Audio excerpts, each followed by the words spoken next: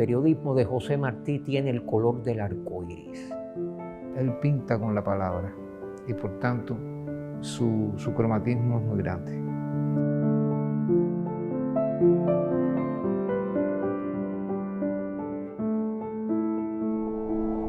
Yo creo que el color está en el estilo, en la manera de hacer periodismo.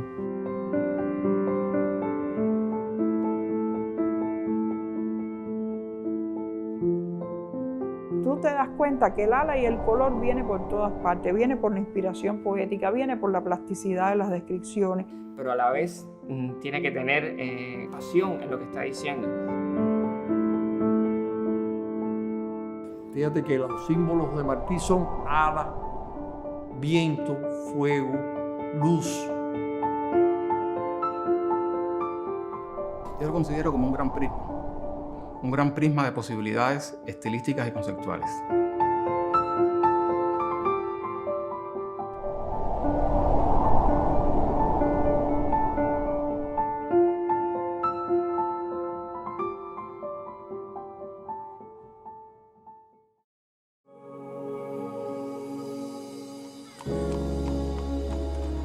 Las puertas de la muralla se abrirían puntualmente aquel viernes y los periódicos contarían las noticias del momento. Sin embargo, ni el más sagaz de los reporteros de entonces podría olerse que aquel 28 de enero de 1853, cerca de la muralla y el mar, había nacido un periodista, pero no uno cualquiera, sino un maestro de la crónica que renovaría las letras en Hispanoamérica. Eso lo confirmaría el tiempo.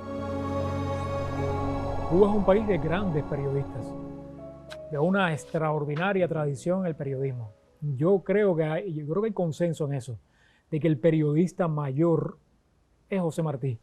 Martí es como una expedición hacia lo interior. Un hombre que cuando tú lo empiezas a estudiar y cuando tú te dejas seducir por su vida, por su obra, y cuando tú lo sigues de alguna forma, no en el tiempo ni en el espacio, sino en la expedición interior que tú haces hacia ti mismo, tú descubres que Martí no separó nunca la emoción del juicio. Martí usa todos los recursos literarios habidos y por haber, todos, donde la imagen es decisiva en el estilo de Martí. Martí siempre escribe por imagen, porque piensa por imagen, razona por imagen. A veces el lector común tiene la idea de que Martí era todo inspiración. Esa inspiración es cierta, pero los que nos hemos enfrentado a los manuscritos de Martí sabemos que hay todo un laborioso proceso de escritura detrás de cada texto suyo. Por eso su prosa es necesariamente una prosa poética, una prosa de alto vuelo artístico, creativo. Y el periodismo justamente le da la posibilidad de hacer uso de numerosas técnicas. Por eso es que en su periodismo lo mismo podemos encontrar diálogos intercalados, que podemos encontrar pequeñas narraciones. Incluso él decía que necesitaba por lo menos ir una vez al mes a los museos para interactuar para llenarse un poco de color. Y realmente era como una terapia que él tenía, y eso también yo creo que fue fundamental también en su formación y en la manera de escribir. No por gusto él dice en el carácter de la revista venezolana que el escritor va a tratar de pintar como un pintor. José Julián Martí Pérez nació el mismo año de la muerte del padre Félix Varela. El apóstol y el sacerdote pelearon, cada uno a su manera, por una Cuba libre. Ninguno de los dos veía con buenos ojos que Madrid esclavizara o humillara en nombre del progreso a los habitantes de Cuba, una tierra conquistada por los españoles desde hacía más de 300 años. Martí nace en una colonia española de economía de plantación con fuerza de trabajo esclava, que acaba de iniciar su primera guerra de liberación nacional. Es aquí donde Martí, además de su formación familiar, recibe la formación de la escuela cubana con los grandes valores de la filosofía electiva cubana. De aquí son sus dos primeros periódicos, El Diablo Cojuelo y La Patria Libre. No tenía Martí 16 años todavía cuando decidió escribir lo que pensaba en un periódico editado por su amigo Fermín Valdés Domínguez. Muy loco o muy cuerdo debía estar aquel adolescente para atreverse a publicar en El Diablo Cojuelo la frase que ningún habanero de la época se habría arriesgado a gritar en la calle. Esta dichosa libertad de imprenta, que por lo esperada y negada y ahora concedida llueve sobre mojado, permite que hable usted por los codos de cuanto se le antoje, menos de lo que pica. Desde El Diablo Cojuelo y La Patria Libre fue luz blanca que impactó precisamente en el prisma de la realidad. Porque aquel adolescente se mueve ya con ciertos elementos, con ciertos rasgos de lo que sería su madurez. Ahí está naciendo el escritor y el periodista.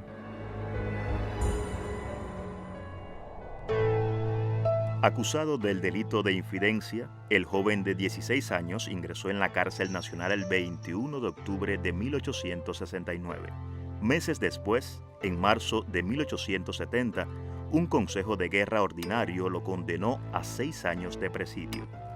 El trabajo forzado al que fue sometido el preso 113 en las canteras de San Lázaro y el injusto encierro con un grillete al pie marcaron su vida para siempre.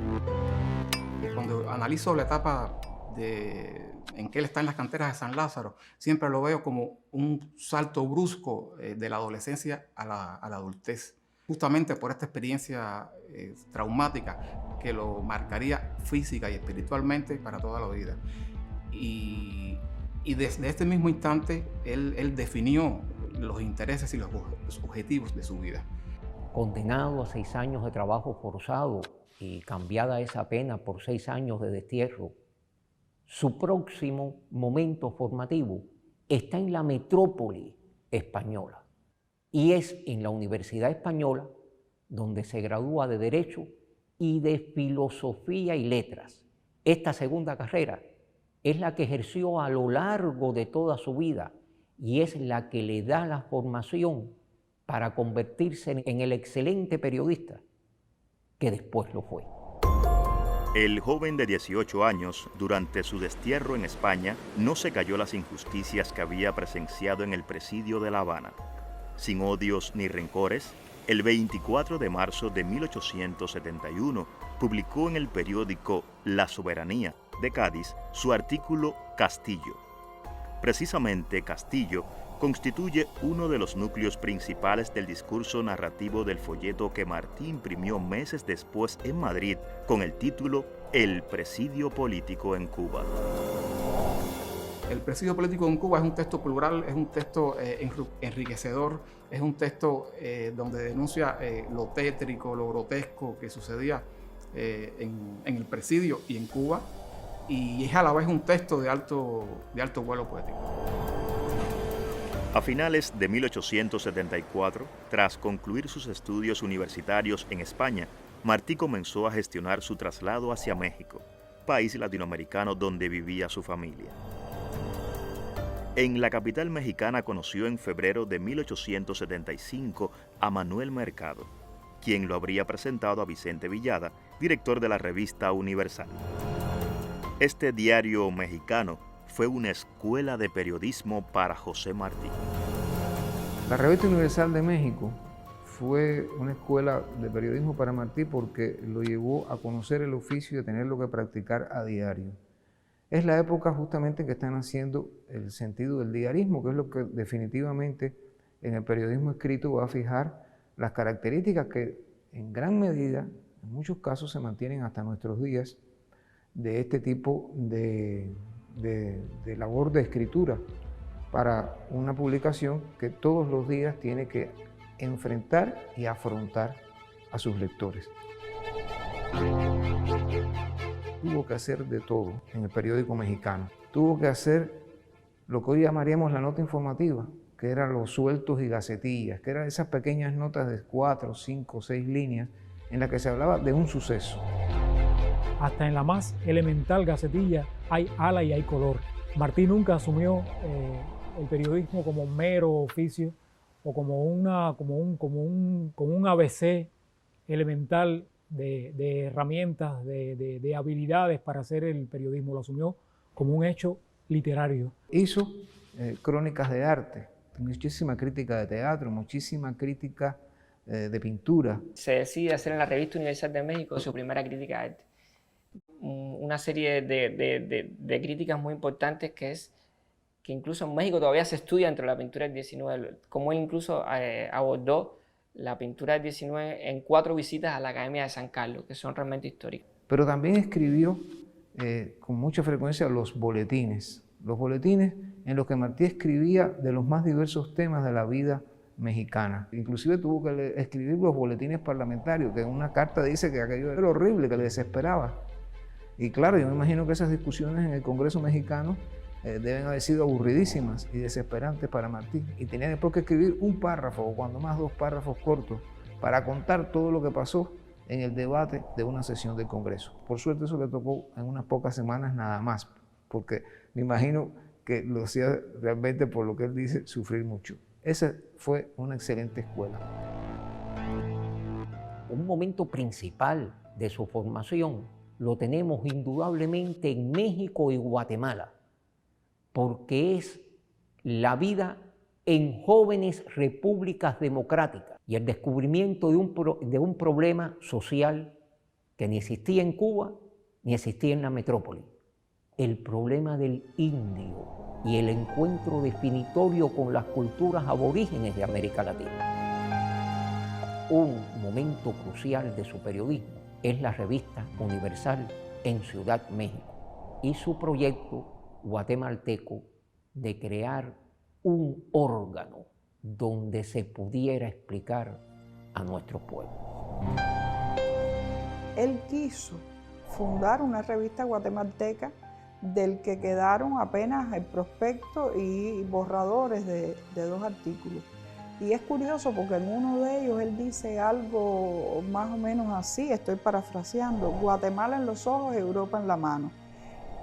Y para mí ese es el primer atisbo de aquello que luego va a ser uno de los grandes aceptos de madurez que siempre es citado hasta la saciedad, que es injértese en nuestras repúblicas del mundo, pero el tronco ha de ser el de nuestra república.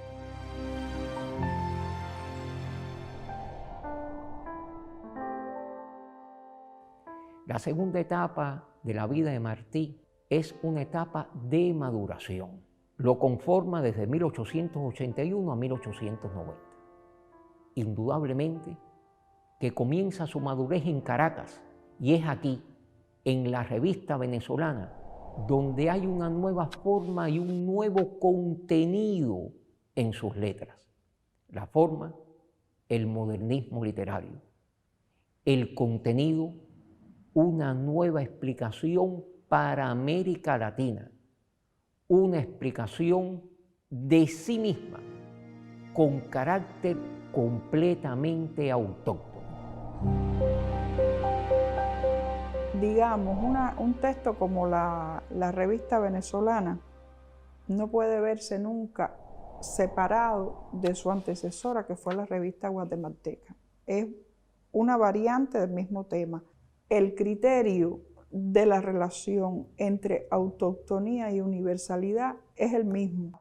En la revista venezolana, bueno, claro, ya son otras las condiciones. Esta sí la pudo materializar, aunque tuviera vida efímera, por razones de sobra conocidas.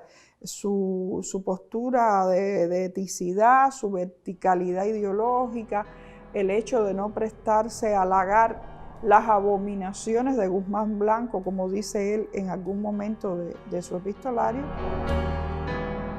La encendida crónica que él le hace a Cecilio Acosta, bueno, es justamente el discurso que le provoca que lo declaren persona no grata en Venezuela y que tiene que justamente pensar en otros destinos en ese momento. En julio de 1881, Martí salió de Venezuela con destino a Nueva York. la ciudad que acogería al futuro creador de las famosas escenas norteamericanas y al redactor de la sección Constante, una columna de temas diversos que publicó como corresponsal de La Opinión Nacional de Caracas desde noviembre de 1881 hasta junio de 1882. Creo que la permanencia en Nueva York es definitoria para José Martí. Y en esta están precisamente ejemplos de su ejecutoria existencial como ser humano. La sección Constante de Caracas, están tratados prácticamente todos los grandes temas de la época. Está la ciencia, está el arte, están las diversas artes, está la vida cotidiana. Y ya después también hay toda una serie de críticas de arte de él en la sección Constante, en la Opinión Nacional de Caracas, pero ya las grandes críticas, el grueso, ocurre en La Nación, donde está su mirada a los pintores impresionistas en el año 86, el Cristo de Mukasey, que es un pintor húngaro, y la crónica que él hace al pintor ruso Vasily Berechain, que viene siendo como el gran cierre. Les recomiendo que lean la crítica de arte que escribió José Martí, con la esperanza que se deslumbren, como me deslumbré yo cuando leí, por ejemplo, lo que escribió sobre los impresionistas. Yo recuerdo que mientras yo leía ese texto yo me emocionaba, y ha sido una de las pocas veces que yo he llorado con un texto que haya leído. La Nación de Buenos Aires, el Partido Liberal de México, la Opinión Nacional de Caracas, en las crónicas periodísticas martianas pueden conocer cuál es la nueva época histórica por la que la humanidad va a avanzar. Eso que hizo a Darío volverse loco, al joven Darío, cuando lo leyó en Chile y dijo, pero qué cosa escribe este hombre, mi madre, qué cosa es esto, y lo empezó a publicar, lo que salía en Buenos Aires, a republicarlo en periódicos, los periódicos chilenos. Eso fue lo que hizo que Manuel Gutiérrez Nájera en México, que fue jefe de redacción del Partido Liberal un tiempo, dijera, pero es que este hombre nos está enseñando a escribir, a hacer una cosa nueva, y que toda esa generación, que después se llamaron los modernistas, sintiera a Martí como el que los impulsó a una nueva forma de escribir. No por gusto el modernismo es la primera, vamos a decir así, la primera corriente o escuela literaria que surge en América y no en España, y que surge en buena medida desde el periodismo, más que desde los propios campos tradicionales de la llamada literatura. Es como Darío dice, yo he visto unos veranos más alegres en Nueva York que leídos por Martí, que los que yo viví. Él lograba que la realidad tuviera un brillo, una combinación diferente quizás a lo que uno realmente estaba viviendo dentro de Estados Unidos. Y él está muy consciente de la naturaleza que debe tener y estructura que deben tener en sus crónicas. Incluso en una carta que él envía al director del periódico La Nación se lo explica, ¿no? Y casi que cito textualmente, que lo literario aligerará lo político. El tratar siempre de enamorar y de poetizar todo, es como todo convertirlo en poesía, hasta las cosas más burdas como el funeral de un general chino o un hombre que se va a suicidar. Cuando uno ve el suicida de la bolsa, dice, pero ¿qué es esto? Esto es un hecho que podría pasar rápido en una oración, y él crea toda una historia para presentarse por qué ese hombre decidió esa mañana suicidarse, ¿no? En medio de la vorágine y de lo cambiante de que es una bolsa de valores, ¿no? Llega el mísero a su despacho luminoso con las paredes de estuco y el piso de bronce. Se sienta delante de la mesa nueva de arce, donde impera en marco de piedras falsas el retrato de una bella tragavidas. Apura de un sorbo el whisky de la botella de cristal cuajado, se levanta el pelo de la sien y se dispara un tiro. Todas estas características, todos estos elementos condicionan que el periodista sea una persona que tenga una orientación en su vida, sepa lo que quiere hacer, y de ahí la naturaleza de sus crónicas. Cuando se acerca al arte y a la literatura, evidentemente sus crónicas no van a ser unas crónicas ni superficiales ni elementales, sino van a ser las crónicas que escribe un especialista en la materia. Martí conoció y trabajó de cerca con los periódicos norteamericanos, los leía, trabajaba con ellos, era su fuente. Nosotros en la edición crítica nos damos cuenta, en la medida en que tenemos acceso a periódicos de Estados Unidos, cómo Martí utiliza, digamos, el relato de cómo matan a los anarquistas de Chicago, injustamente condenados por algo que ellos no habían hecho, que es poner la bomba que mató a unos policías, y el relato está sacado y armado a partir de 2 o 3 cosas que narran los periódicos de la época. Y claro, Martí hace ahí un verdadero alarde de recreación, no solo de los acontecimientos y de la narración, sino de la lengua, porque eso está escrito en inglés y Martí lo vuelca a un español, bueno, a ese español divino de Martí. Textos aparecidos en diversos periódicos norteamericanos y hace todo un proceso de traducción muy a su manera de ese texto en inglés y la pone en la mejor prosa hispanoamericana del siglo XIX, que es la suya. Yo, por ejemplo, uno ve la crónica del terremoto de Charleston y piensa que va a enfrentarse a un suceso catastrofista totalmente y que va a haber solo desgracia. Sin embargo, él logra hacer detalles como que en esa noche, increíblemente, quizás por el susto, muchas mujeres dieron a luz y hubo muchos nacimientos, ¿no? Cae allí un muro sobre 2 pobres viejos que no tuvieron tiempo para huir. Va besando al muerto el hijo barbado que lo lleva en brazos, mientras el llanto le corre a hilos. Se ve que muchos niños han nacido en la noche y que, bajo una tienda azul precisamente, vinieron de una misma madre 2 gemelos. En las crónicas de Martí lo mismo está el gran acontecimiento. Pensemos en los procesos electorales o en grandes desastres naturales como el terremoto de Charleston, por ejemplo, o en la inauguración de la Estatua de la Libertad o del puente de Brooklyn. Pero está también en los hechos menudos, en el Día de Acción de Gracias, en cómo se celebran las Navidades allí, en el Decoration Day, que es el día en que se honra a los héroes de la patria, pero cómo va la gente a los cementerios a honrar a sus muertos. Y Martí podría entrar a un baile y podía satirizar, hacer una pequeña burla de un millonario o de las joyas de una señora que supuestamente nadie se atrevería por la clase social y además decir que no solo es para edulcorar, sino también incluso para poner elementos de crítica y elementos de análisis que quizás otro periodista no se hubiera arriesgado. Y también la manera en que Martí presentaba esos acontecimientos o sencillamente esas recreaciones de la vida cotidiana de los Estados Unidos, lo hacía con una verdad tal, lo hacía también con una intensidad, con un color que a mí me fascinaba. Y siempre me dije, yo quiero contar historias así. Yo creo que la crónica está ahí, estaba a veces debajo de una piedra, lo que hay que es descubrirla. Lo más fácil es repetir palabras, repetir discursos en los trabajos periodísticos. Lo más difícil es mirar con esa mirada de Martí, que era triste, pero era profunda.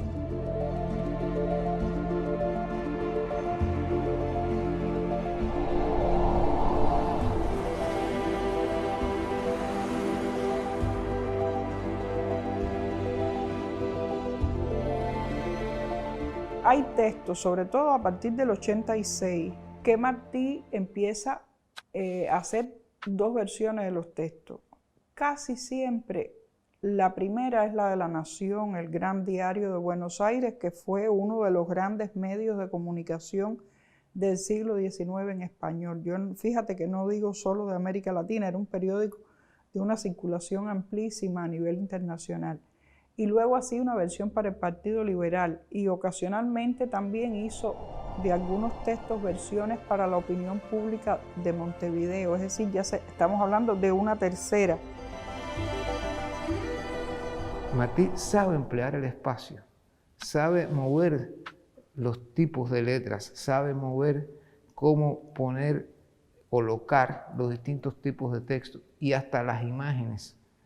Y tenemos un periódico en que usó eso de un modo absoluto, que es La América, aquel mensuario que es una maravilla del periodismo en cuanto al uso de los grabados, o la Edad de Oro, que uno puede decir, bueno, pero hoy nos parece antigua, claro, porque eran los grabados que se hacían en la época, pero Martí busca grabados de todas partes y los pone en esa revista. Y yo diría que esa revista también es una forma de periodismo. No lo veo como una cosa estrictamente para niños, no lo veo como lo que después se ha empezado a llamar la literatura infantil, no. Yo recuerdo que era muy pequeño y, por supuesto, uno de mis libros primeros fue La Edad de Oro, como el de tantos niños cubanos.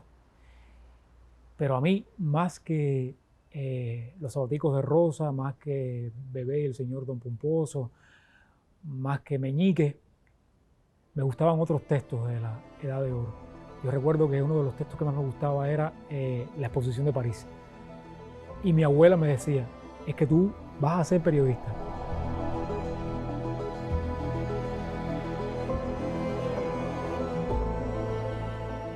A mí lo que más me impresiona de la Edad de Oro es cómo Martí reconvirtió un libro de grabados en muchas cosas. Eso es impresionante, porque es un libro que era muy famoso en Francia, que es el día completo de una niña que se llama Margarita. Y un pintor francés, Adrien Marie, es el que hace decenas de ilustraciones para ese libro. Y evidentemente llegó a manos de Martí. Martí cogió ese libro y cogió ese personaje de Margarita y la convirtió en 4 personajes. Y él le dio otro camino a esas ilustraciones de Adrien Marie en América Latina. Lo que menos se imagina Adrien Marie es que esa Margarita es Pilar, es Bebé, es Piedad. Y ahí están esos magníficos textos de la Edad de Oro. ¿Qué cosa es la Exposición de París? Sino una tremenda crónica periodística, lo que para un público muy especial, que es el público infantil, juvenil, pero es una crónica que disfrutamos aquellos que nos deleitamos leyendo crónica. La manera en que te las contaba era como si uno pudiera verlas, como si uno pudiera recorrer esa maravillosa exposición de París con él, ir de pabellón en pabellón, o la historia de las cucharas y los tenedores, o la del hombre por sus casas. Realmente no es todo especializado, hay que bajar siempre, aligerar las cargas al lector y siempre con lo anecdótico, con esas pequeñas historias. Martí enamoraba en la lectura y él se apropió, él veía que ese era el estilo también que encontró en Samuel Esmay y lo incorpora a la Edad de Oro y creo que lo logró realmente de una forma magistral. Lo primero que yo les recomiendo a mis alumnos, a los estudiantes, por ejemplo, en la universidad, es que relean la Edad de Oro. Les pregunto sobre textos que no son los que uno repite constantemente de esa revista maravillosa.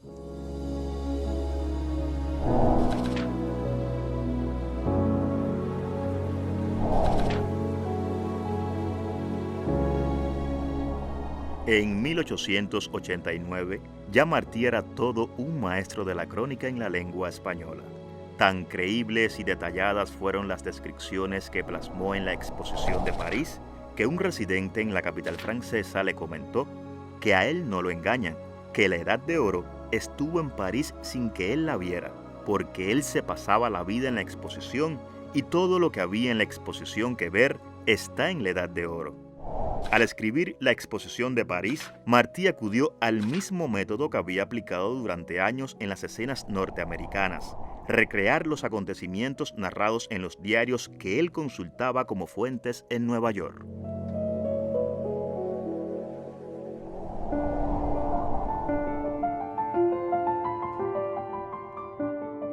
En carta dirigida a Serafín Bello, el 12 de octubre de 1889, Martí confiesa que, con todos, para el bien de todos, es el lema de su vida y será el del periódico Patria, que fundaría el 14 de marzo de 1892 en Nueva York. Casi un mes después, se proclamaría el Partido Revolucionario Cubano, organización política de la que sería delegado entre 1892 y 1895. Aunque el director de Patria sabía muy bien el propósito propagandístico que tenía el semanario, no renunció jamás a hacer periodismo en aquellas 4 planas que salían de la imprenta del puertorriqueño Sotero Figueroa.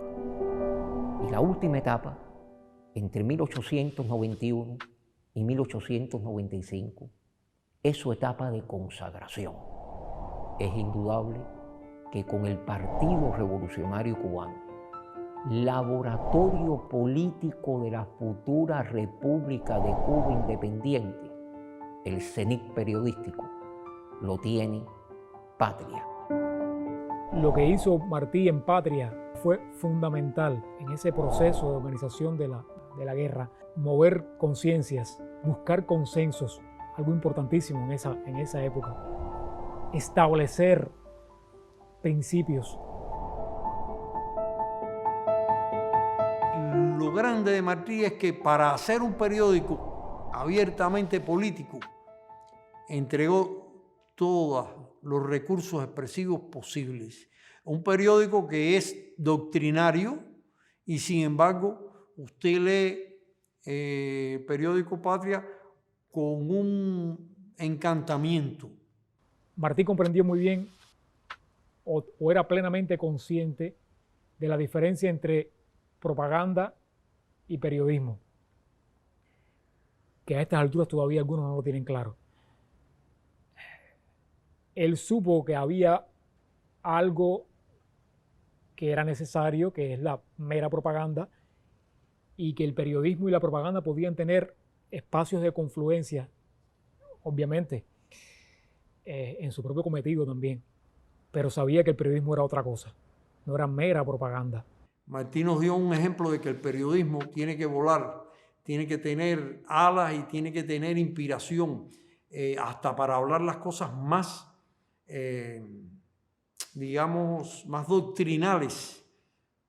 Hay que decirlas como un susurro, no con un grito, como una confesión hermosa, no como un dicterio. Patria, siendo un periódico aparentemente de manera esencial político, formador de conciencia, se convierte también en un periódico en el que hay elementos de crítica artística, de crítica literaria, hasta de recuerdos, y están las cartas. Esto es importantísimo. Hay gente que me dice a veces, ¿y esas cartas las escribiría Martí? Yo creo que no, porque a veces se dice el nombre, aunque a veces es verdad que dice un cubano. Desde la Florida nos escribe un cubano.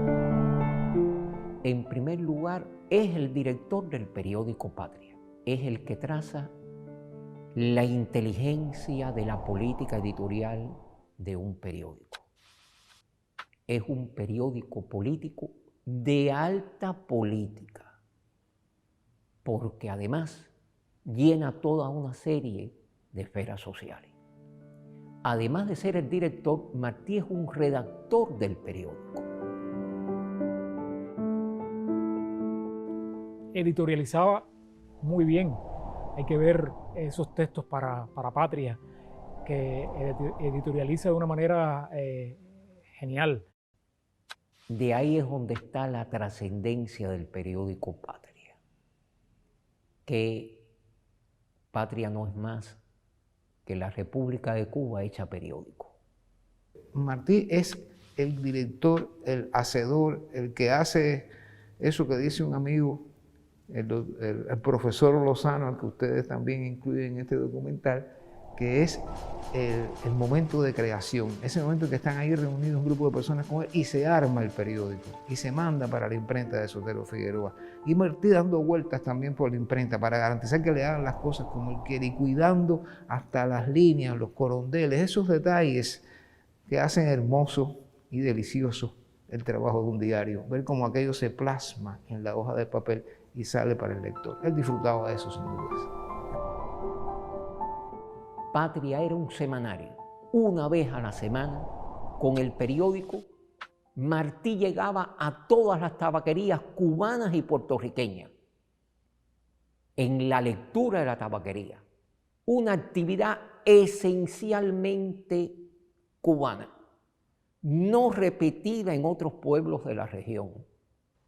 En Patria confluye no solo un ejercicio periodístico ejemplar, asumiendo incluso los cánones de la época, sino también la utilidad del periodismo. Y no olvidemos que el último concepto teórico de Martí, ese en que dice patria es humanidad, se encuentra inmerso dentro de la sección en casa que es la crónica social del periódico Patria, que también redacta José Martí. Efectivamente, la sección en casa es dar a Cuba que no está en la isla. La Cuba que está, sobre todo en Nueva York, aunque también ponen muchas veces información de otras emigraciones. Ahí está buscando, yo diría, varios propósitos. Uno, hacer sentir a esa gente que son cubanos y que no son estadounidenses, y levantar en ellos lo que ya tenían muchos, que es ese espíritu patriótico. Segundo, de algún modo lo que pudiera llegar del periódico a la isla, bueno, a Cuba, adentro de Cuba, hacerle comprender a los cubanos de Cuba que esos también eran cubanos.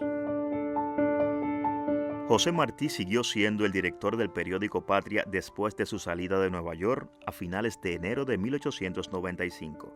Diversas cartas enviadas entre febrero y mayo a Benjamín Guerra y a Gonzalo de Quesada dan fe de ello.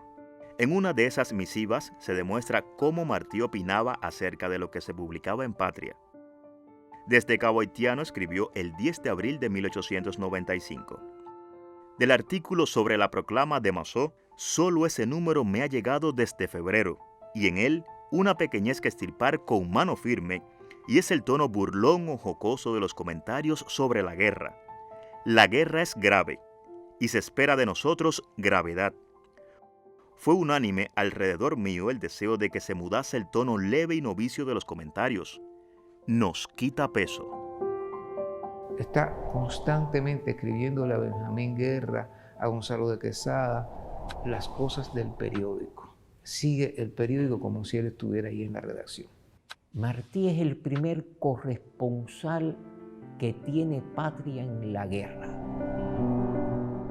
Informa a sus lectores de cómo se ha iniciado la guerra, de cómo avanza la guerra con el Partido Revolucionario Cubano al frente.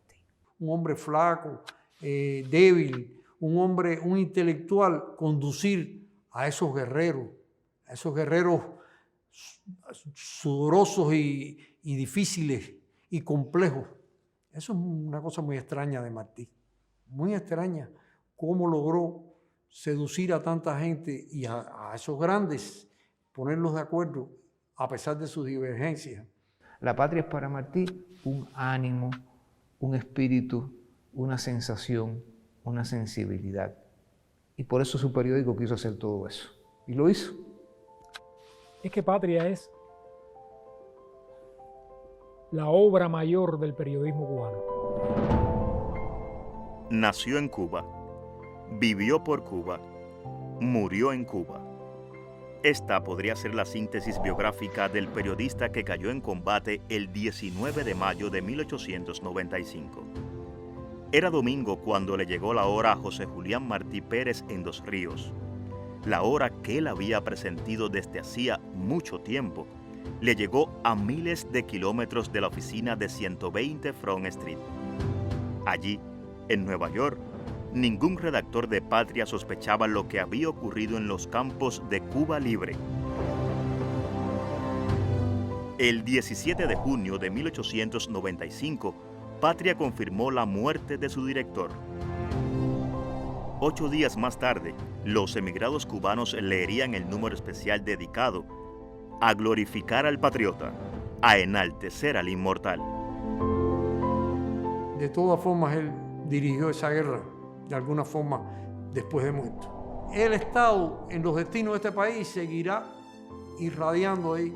Es una cosa rara, por eso es que uno tiene la sensación de que en cualquier momento va a entrar por una puerta y te va a poner la mano en el hombro. Qué rico sería eso, qué bueno sería eso. Yo creo que Martí es uno de los más importantes, uno de los más renovadores, uno de los mejores periodistas de la lengua. Yo creo que esa dadivosidad y ese amor por la literatura y por la palabra, por el lenguaje, lo hacen uno de los periodistas culturales más importantes que ha tenido nuestro continente y, bueno, en general, Hispanoamérica. Martí es el mismo desde que es un adolescente hasta que cae en Dos Ríos, en cuanto a coherencia y bioestética. Fue un artista total, fue un hombre que comprendió que las artes había que integrarlas, y esto se va a ver, por consiguiente, en su periodismo, que es a la vez periodismo y literatura. Y yo creo que el hecho de que sean leídas por el lector del siglo XXI, yo creo que es la medida del interés que reviste ese discurso a un lector contemporáneo. Martí es el rey Midas de la comunicación. Yo siempre digo, la Biblia, Shakespeare, lo abordó todo. Ahí está toda la naturaleza humana y Martí.